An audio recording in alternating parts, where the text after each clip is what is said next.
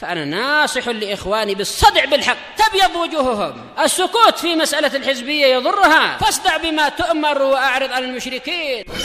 سلامي على دماج ورجالها والشيخ يحيى ودار العلم يا سعد بانيها. بسم الله الرحمن الرحيم.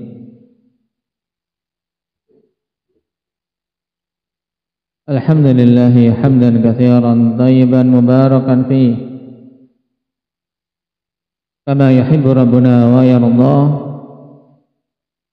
أشهد أن لا إله إلا الله وحده لا شريك له، وأشهد أن محمدا عبده ورسوله صلى الله عليه وعلى آله وأصحابه ومن تبعهم بإحسان إلى يوم الدين. Amma ba'd. Pertemuan yang lalu kita telah mempelajari tentang hukum luqatah, yang menjadi dalil pokok adalah hadis Zaid bin Khalid al-Juhani radhiyallahu anhu. Kemudian Imam As-Sa'di rahimahullahu taala menyusulkan setelahnya pembahasan tentang al-laqit. Kata beliau rahimahullahu ta'ala, waltiqatul laqiti wal qiyamu bihi fardu kifayah. Dan mengambil laqit serta merawatnya hukumnya adalah fardu kifayah. Apa yang dimaksud dengan al-laqit bisa antum lihat dalam catatan kaki. Huwa tiflul ladzi la yu'rafu nasabuh ka'an yakuna nubidha aw dhalla an ahlih. Yang dimaksud dengan al-laqit yaitu anak kecil yang tidak diketahui nasabnya, seperti misalnya bayi yang dibuang oleh keluarganya wal-iyadu billah, atau anak kecil yang tersesat hilang dari keluarganya. Ini namanya apa tadi? Al-laqit. Kalau barang kemarin atau hewan namanya luqatah. Adapun kalau bayi atau anak kecil yang hilang, yang tidak diketahui nasabnya, atau bahkan waliyadzubillah yang banyak terjadi, yaitu bayi yang dibuang oleh orang tuanya karena dia tidak menginginkan anak dari hasil zinanya wal'iyadzubillah dibuang, maka mengambil bayi yang dibuang ini atau anak kecil yang hilang untuk dia rawat dan memeliharanya, berusaha untuk memenuhi kebutuhan-kebutuhannya, ini hukumnya fardu kifayah. Sehingga ketika telah menunaikannya sebagian dari kaum muslimin, maka gugur dosa dari yang lain. Tapi kalau sampai kemudian tidak ada satupun kaum muslimin yang mau mengurusinya, akhirnya jatuh ke tangan orang kafir sehingga menjadi kafir bersama dengan orang yang merawatnya, maka kaum muslimin mendapatkan dosanya. Wal'iyadu billah. Waltiqatuhu wal qiyamu bi syu'unihi fardu kifayah liqaulihi ta'ala wa ta'awanu 'alal birri wat taqwa wa li anna fihi ihya'u nafsin ma'sumah.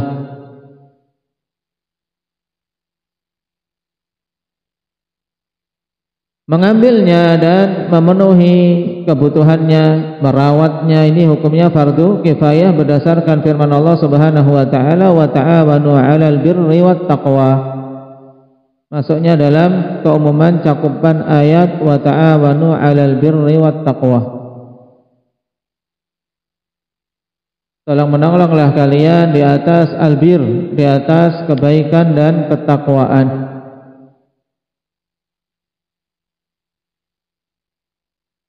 Dan juga dikarenakan pada perbuatan tersebut, yaitu mengambil bayi yang dibuang, merawatnya, mengurusinya, ini masuk dalam ihya'u nafsin maksumah, upaya untuk menjaga kehidupan jiwa yang maksumah, jiwa yang terjaga darahnya, tidak boleh dibunuh. Nah, Allah Subhanahu wa taala telah berfirman, "Wa man ahyaha faka'annama ahyan nasa jami'ah," sehingga pahalanya besar. Ketika niatannya seperti ini, pahalanya besar. Wa man ahyaha faka'annama ahyan nasa jami'ah. Siapa saja yang menghidupkannya, yaitu menjadi sebab seseorang bisa hidup. Karena bayi kalau dibuang di kolong jembatan misalnya, atau di dekat tempat sampah, kalau nggak ada yang merawatnya, lama kelamaan mati. Biidznillah. Nah, ketika ada yang mengambilnya, merawatnya, maka dia menjadi sebab hidupnya bayi tadi, mendapatkan pahala yang besar. Nah,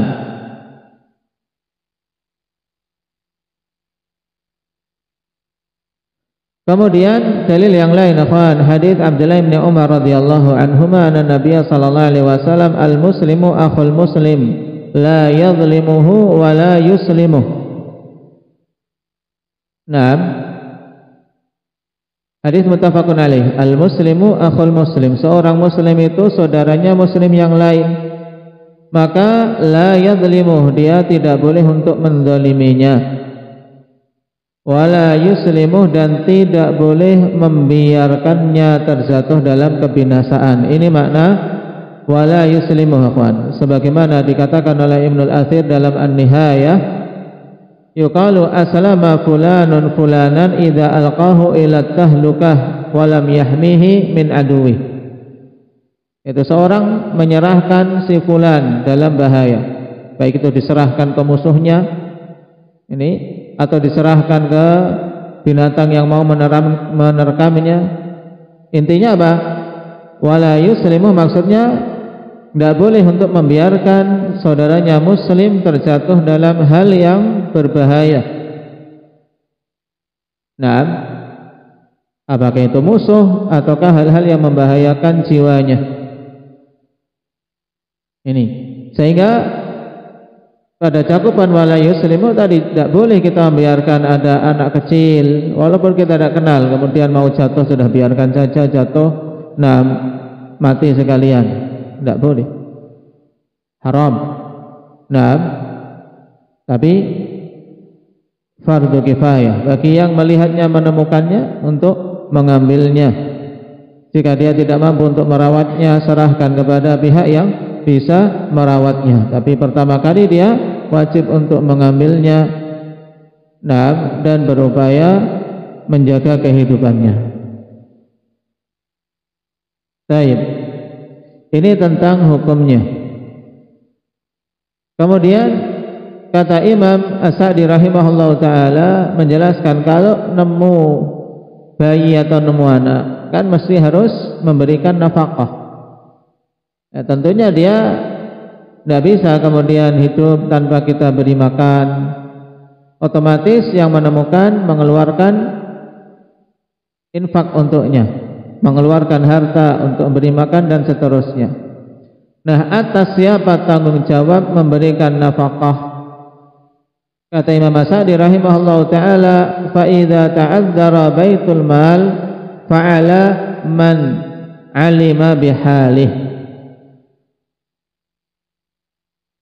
Apabila tidak memungkinkan baitul mal untuk memberikan dana bantuan kepada lakit ini agar dia bisa mendapatkan makanan, nah, pakaian dan seterusnya, maka kewajiban nafkah adalah atas orang yang mengetahui kondisinya.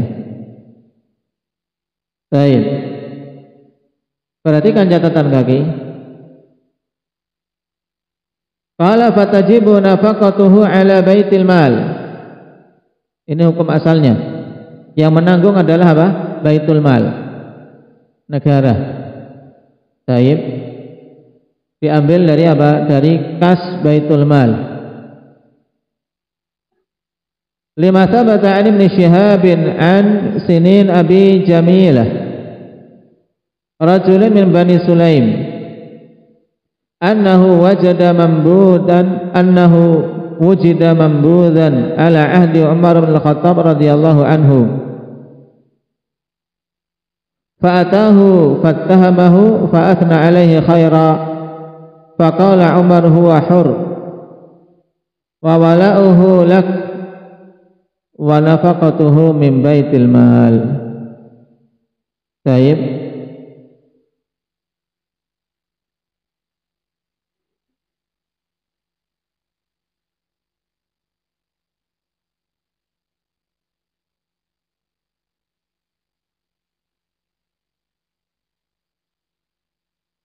Atau wajadahun, yaitu dalilnya adalah riwayat Ibnu Syihab. Dari sini Abi Jamilah seorang laki-laki dari Bani Sulaim, annahu wajada mambudan, bahwasanya beliau menemukan mambudan, yaitu anak yang dibuang atau orang yang dibuang. Baik. Pada masa pemerintahan Umar bin Khattab radhiyallahu anhu, kemudian dia mendatangi Umar, fattahamahu fa'athna alaihi khaira. Kemudian dia menuduhnya, dikiranya ini budak atau apa. Tapi fa'uthni alaihi khaira, kemudian dia dipuji dengan kebaikan, maka Umar mengatakan dia itu merdeka.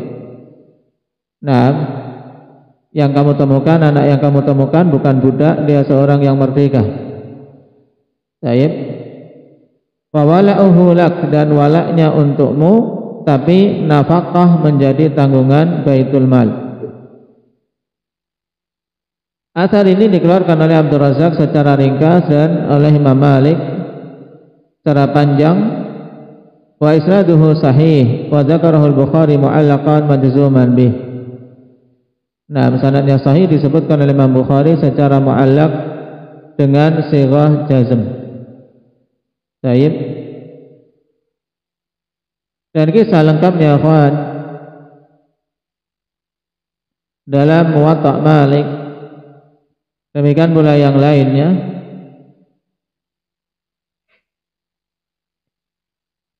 An Ibnu Syihab, kalau di sini dhabatnya an Sunain Abi Jamilah, sahabi ikhwan. Dhabatnya dibetulkan Sunain Abi Jamilah, seorang rajulin min Bani Sulaim. Annahu wajada mambudan fi zamani Umar bin Al-Khattab radhiyallahu anhu qala faji'tu bihi ila Umar bin Al-Khattab. Jadi Sunain ini menemukan apa? Seorang anak yang dibuang. Maka aku pun membawanya menemui Umar bin Al-Khattab.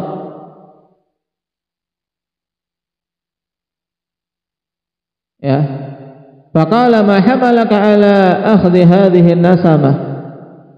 Kemudian Umar mengatakan, apa yang mendorongmu untuk mengambil jiwa ini, yaitu anak kecil yang dibuang tadi, kamu ambil untuk apa? Apa tujuanmu? Apakah mau dijadikan budak atau bagaimana? Baik. Faqala wajadtuha dha'i'atan fa akhadtuha. Aku mendapatinya dalam kondisi dia hilang. Ya, tidak tahu kemana, anak kecil hilang. Fa akhadtuha, maka aku pun mengambilnya. Faqala lahu arifuhu ya amiral mu'minin innahu rajulun salih. Maka kemudian orang yang kenal dengan Sunain Abi Jamilah ini mengatakan, wahai amirul mu'minin, sungguhnya dia seorang yang saleh, tidak mungkin dia kemudian mengambil anak orang semena-mena, tidak. Ini maksud yang disebutkan dalam catatan kaki kita secara ringkas. Fa'utniya alaihi khaira fattahamahu, yaitu Umar tadi sedikit keras kepadanya, untuk apa kamu ngambil? Kemudian ada yang membelanya. Ini juga penting kawan, seorang muslim terhadap muslim yang lain ketika mengetahui saudaranya seorang yang benar, untuk dibela, dikuatkan. wahai Amirul Mukminin, sesungguhnya dia seorang yang saleh. Faqala lahum Umar, akadzalik? Qala na'am. Apakah demikian? Maka dia mengatakan iya. Ini juga menunjukkan Umar minta penegasan dari orang yang bersaksi. Faqala Umar bin Khattab radhiyallahu anhu, idhhab fa huwa hurrun walaka wala'uhu wa 'alaina nafaqatuh. Kata Umar, idhhab fa huwa hurr, pergilah, maka dia adalah seorang anak yang merdeka. Walaka wala'uh, dan bagimu walaknya, karena engkau yang merawat.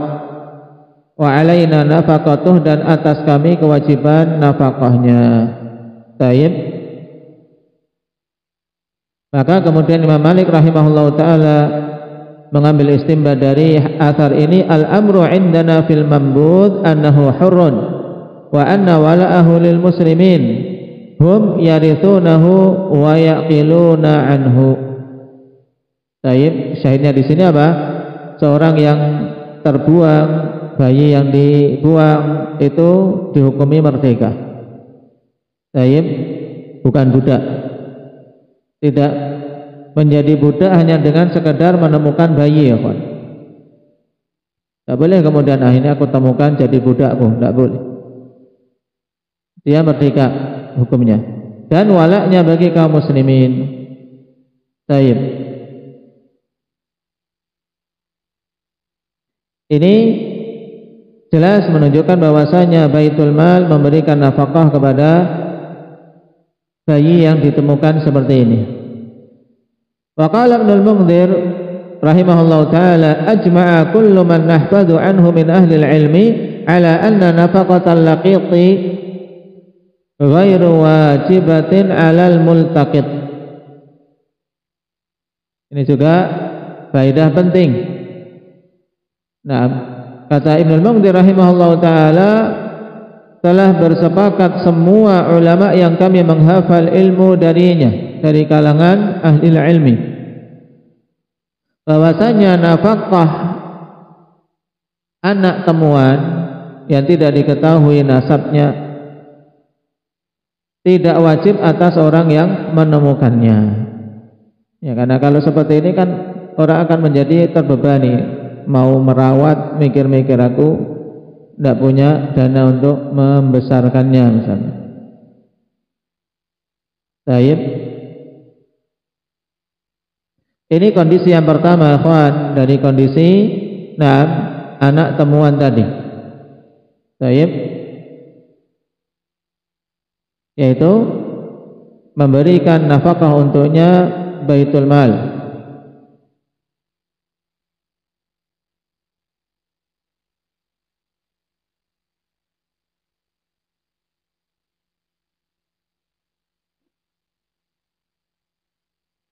Dan Ibnul Munzir menjelaskan kenapa kok tidak wajib memberikan nafkah seperti kewajiban memberikan nafkah kepada anak, karena tidak ada sebab. Kata beliau sebagai faedah, ikhwan, wa dzalika li'anna asbab wujubin nafkah minal qarabah wa zawjiyah wal milki wal wala muntafiyah. Ini beliau sebutkan faedah untuk kita sebab-sebab seorang diwajibkan memberikan nafkah. Ya, karena pada anak temuan ini tidak ada sebab-sebab untuk seorang diwajibkan menafkahinya. Apa sebab-sebab kewajiban memberikan nafkah? Yaitu yang pertama qarabah, kekerabatan. Az-zawjiyah, yaitu apa? Hubungan sebagai istrinya. Kemudian al-milk, karena dia budaknya, punya budak ya kasih makan. Wal-wala, Taib, bekas budaknya, maula dia, semua ini muntafiyah, tidak ada pada al-laqit. Wal iltiqatu innama huwa takhlisun lahu minal halak, dan mengambil bayi yang dibuang tadi hanyalah apa? Upaya untuk menyelamatkan dia dari kebinasaan. Karena kalau enggak diambil, dia akan mati. Tayyib. Wa tabarra' bihifdzih, dan juga apa? Upaya berbuat baik dengan merawatnya, menjaganya. Tayyib. fala yujibu dzalika nafaqah kama law fa'alahu bi ghairil laqit, sehingga tidak mengharuskan atas orang yang menemukan untuk memberikan nafkah sebagaimana kalau dia lakukan pada selain anak temuan ini.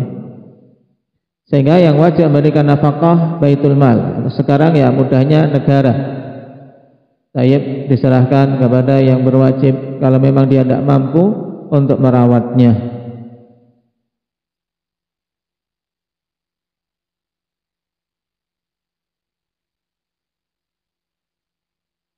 Kemudian kondisi yang kedua, kata Imam Sa'di rahimahullahu taala, fa in ta'azzara al-infaqu 'alaihi min baitil mal fayajibu 'ala man 'alima halahu minal muslimin al-infaq 'alaihi. Kemudian jika tidak memungkinkan untuk mendapatkan nafkah dari baitul mal, urusannya repot, dan apalagi mungkin pada zaman sekarang nggak ada baitul mal misalnya, maka wajib atas orang yang mengetahui kondisinya dari kaum muslimin untuk memberikan nafkah kepadanya. Liqaulihi ta'ala wa ta'awanu 'alal birri wat taqwa. Masuk dalam perintah tolong menolonglah di atas al-birri wat taqwa. Wa li'anna fi tarkil infaqi 'alaihi halakuh, karena kalau meninggalkan untuk memberikan nafkah, enggak diberi makan, enggak diberi pakaian, maka ini sebab binasanya. Wa hifdhuhu min dzalika wajibun ka inqadhihi minal gharik, dan menjaganya dari kematian, dari kebinasaan itu wajib seperti menyelamatkan dia dari tenggelam. Menyelamatkan orang yang mau tenggelam wajib sesuai dengan kemampuan. Karena mau menyelamatkan orang tenggelam dia nyemplung langsung tanpa bisa berenang, ya sama dengan bunuh diri. Baik.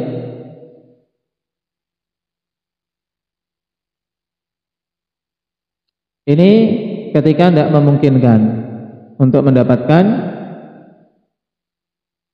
santunan, mendapatkan nafkah dari baitul mal.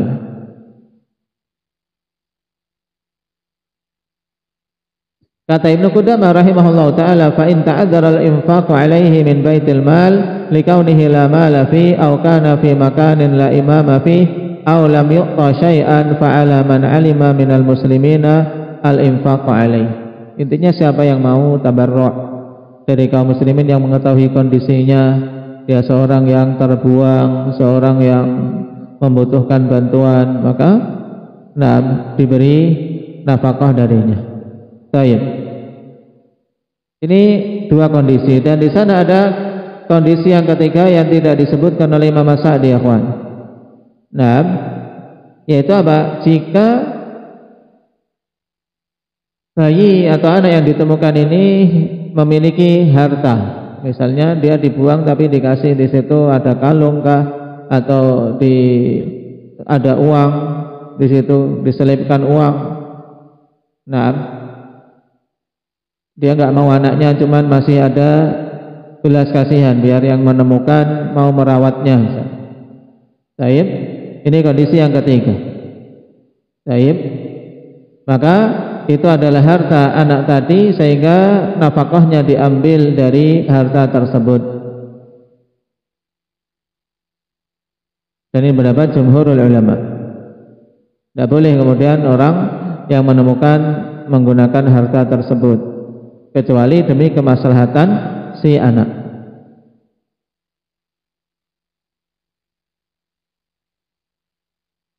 Kemudian di sana ada hukum yang lain berkaitan dengan masalah lakit yang belum disinggung oleh Imam Sa'di, ditambahkan oleh mu'alliq di sini, yaitu siapa yang paling berhak untuk merawat lakit. Wal ahaqqu bihadanatil laqiti wajiduhu, dan yang paling berhak untuk merawat bayi atau anak temuan adalah orang yang menemukannya. Hadanah yaitu memberikan perawatan, yang membesarkannya, memberikan pendidikan.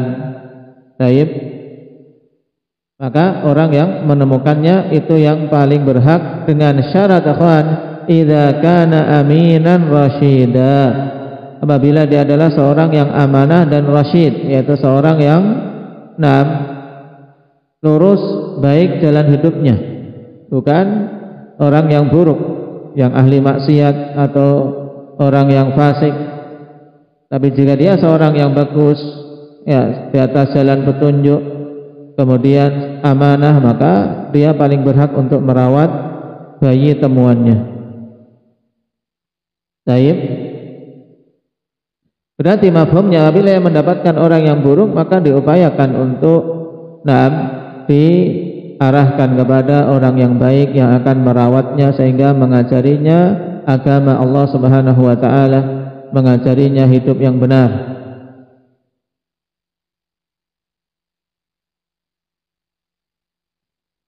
Hukum berikutnya tentang wa mirathul laqit wa diyatuh.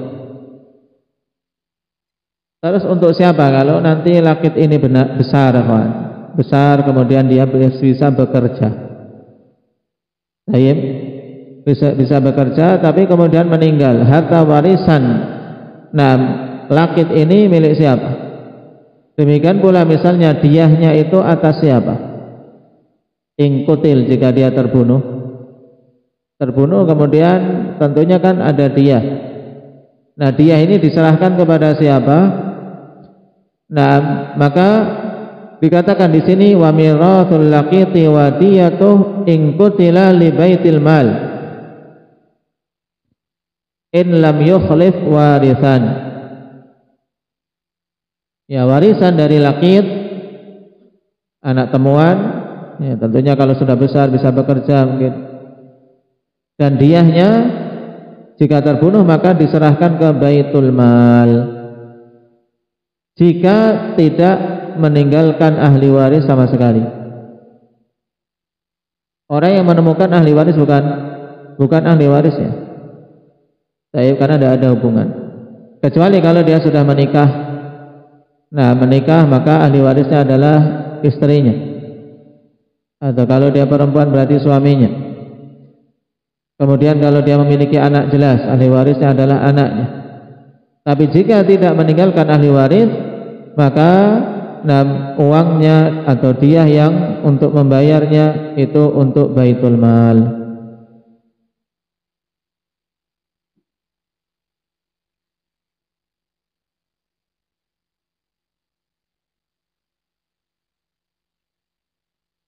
Baik.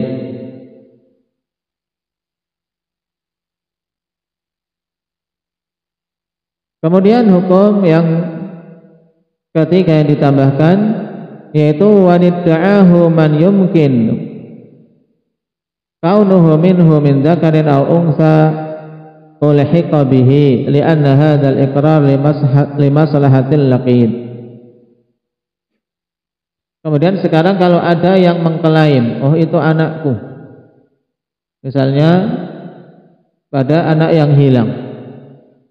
Taib, anak yang hilang kemudian setelah dirawat tiba-tiba ada orang tua yang mengklaim, bahwasanya anak itu adalah anaknya yang hilang dulu. Maka bagaimana hukumnya? Dikatakan di sini wa inidda'ahu man yumkinu kaunuhu minhu min dzakarin aw untha ulhiqa bih. Apabila ada yang mengaku-ngaku mengklaim, ya, dari orang yang yang mungkin memang anak itu darinya, baik dari kalangan laki-laki atau perempuan, maka diikutkan kepadanya. Kenapa? Li'anna hadzal iqrara li maslahatil laqid, karena ikrar ini demi kemaslahatan laqid, demi kemaslahatan anak tersebut. Cuman kalau yang mengaku-ngakuin ternyata orang bejat, misalnya sudah gede atau yang sudah bagus tumbuhnya, misalnya perempuan, kemudian nanti bisa dijual, bahaya. Kalau ketemu orang yang jahat kemudian diaku-aku, oh ini anakku, ternyata mau dijual. Taib, maka harus ditahan, dicegah, tidak boleh diberikan kepadanya. Tapi hukum asalnya kalau ada yang mengakunya dan mungkin memang dengan membawa bukti atau mungkin dia punya tanda tertentu, tanda lahir dulu ternyata pas misalnya, maka itu haknya diikutkan kepadanya. Tapi tadi pada kalimat terakhir li'anna hadzal iqrara limaslahatil laqit, karena ikrar ini demi kemaslahatan laqit, menunjukkan kalau ternyata ikrar itu malah apa? Malah bermadarat bagi laqit, karena yang mengaku-ngaku ini akan memadaratinya, maka tidak boleh diserahkan. Baik. Sebab akan menjadikan anak tersebut terjatuh dalam kemadaratan yang tadinya dia sudah selamat darinya, malah kemudian diserahkan pada hal yang akan memadaratinya, maka ini tidak diperbolehkan. Sebagaimana hadis tadi, wala yuslimu. Nah, tidak boleh kita serahkan seseorang kepada hal yang akan memadaratinya. Hukum yang lain yang belum disebutkan ikhwan, yaitu tentang nasab laqit. Baik. Ketika kita ketahui pengertian laqit tadi, ikhwan, berarti nasab laqit tersebut kan tidak diketahui. Sehingga dari jalur nasab kita tidak bisa mengetahui ahli warisnya. Nah, orang tuanya siapa tidak tahu, pamannya siapa tidak tahu. Baik, makanya tidak ada yang mewarisi laqit kalau meninggal. Nah, sehingga uangnya atau hartanya diserahkan ke Baitul Mal. Kemudian dia dihukumi merdeka. Kenapa? Karena dihukum asal dari anak Adam, ikhwan, adalah merdeka. Hukum asalnya manusia itu merdeka, bukan budak. Baik. Maka kalau tidak diketahui adalah seorang budak, maka tidak boleh seorang mengambil orang merdeka jadi budak. Dan perbudakan, ikhwan, mungkin dengan sebab peperangan, perang, kemudian tawanan perang menjadi budak. Baik.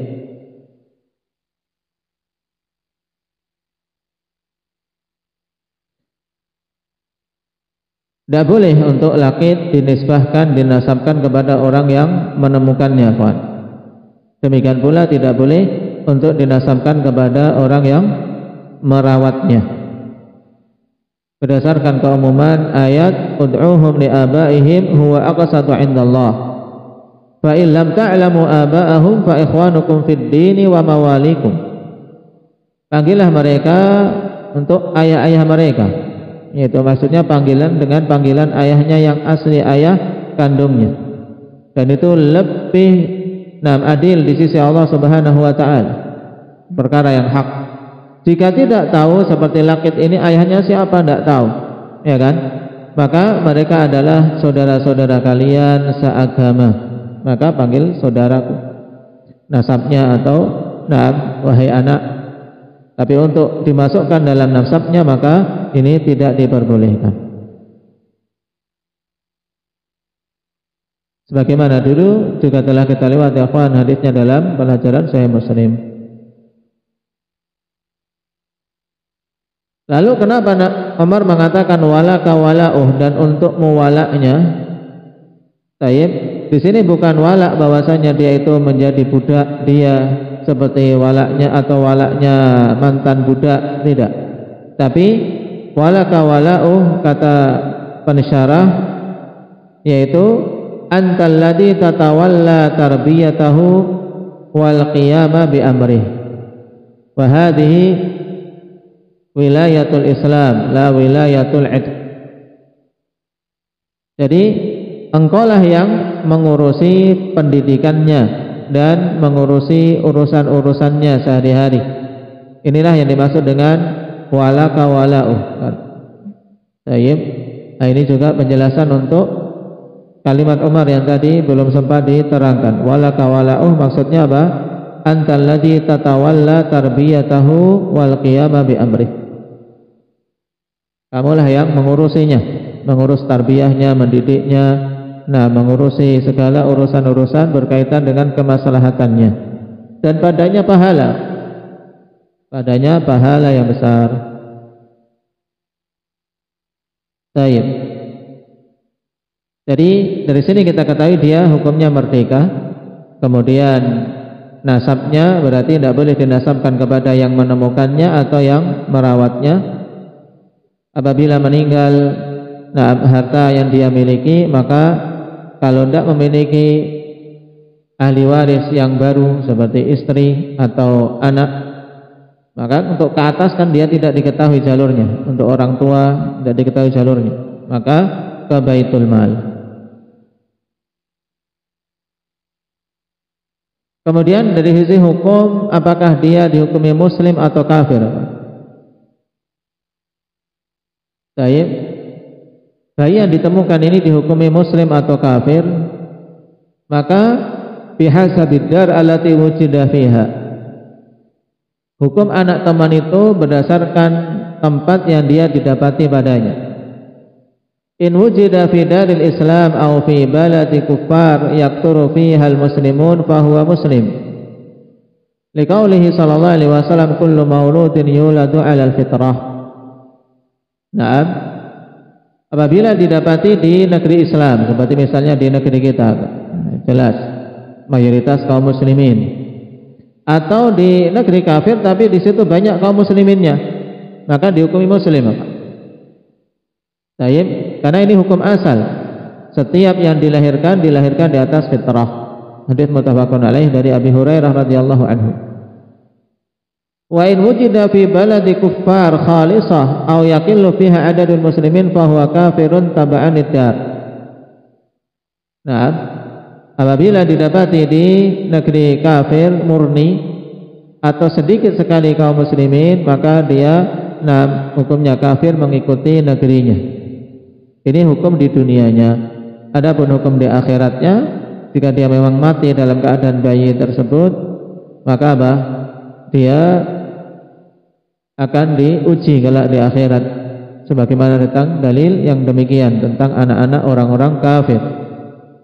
Anak-anak orang kafir di dunia diikutkan kepada orang tuanya, tapi di akhirat mereka apa? Akan diuji karena mati masih di atas fitrah, belum menyandang dosa. Baik, wallahu ta'ala alam. Ini terkait masalah al-laqid yang diikutkan oleh Imam As-Sa'di rahimahullah ta'ala setelah pembahasan al-luqatah. Walhamdulillahi rabbil alamin.